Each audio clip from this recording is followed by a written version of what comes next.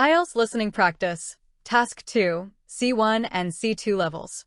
You will hear an excerpt from a podcast interview with a senior urban planner, Elara Vance, about the concept of the 15-minute city.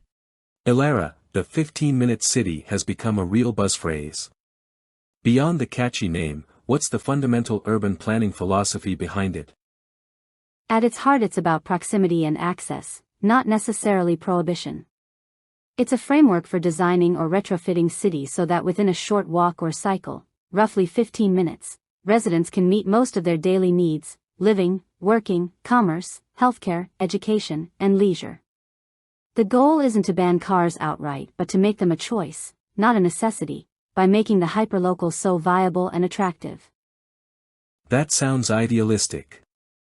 What's the biggest obstacle to making this a reality in established cities? Financially, it's colossal.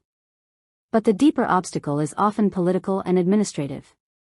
City departments, transport, housing, parks, zoning, often operate in silos with separate budgets. Achieving this integrated vision requires unprecedented cross-departmental coordination and breaking down these entrenched bureaucratic walls. It's a governance challenge as much as a design one. Critics argue these concepts can lead to gentrification or unequal access. How do you ensure equity? A vital point. If not implemented with equity as a core KPI, you risk creating privileged 15-minute bubbles in wealthy areas while underserviced neighborhoods see no improvement. The planning must be citywide, with targeted investments prioritized in historically marginalized districts first. It should reduce spatial inequality, not entrench it. A common criticism is that this model is inherently anti-car. That's a reductive framing. It's pro-people, pro-choice, and pro-public space. We're questioning the dominance of private vehicles in our street design and land use. When you prioritize pedestrians, cyclists, and public transit, you inevitably reallocate space from cars. It's about rebalancing the hierarchy of urban mobility, not an outright war on the automobile. Finally, what role does digital technology play in this physical urban model?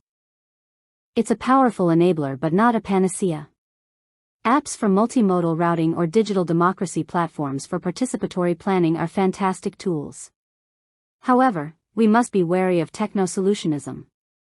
The foundation is physical infrastructure and thoughtful land use policy. Technology should serve that vision, not define it, and we must guard against it creating new digital divides.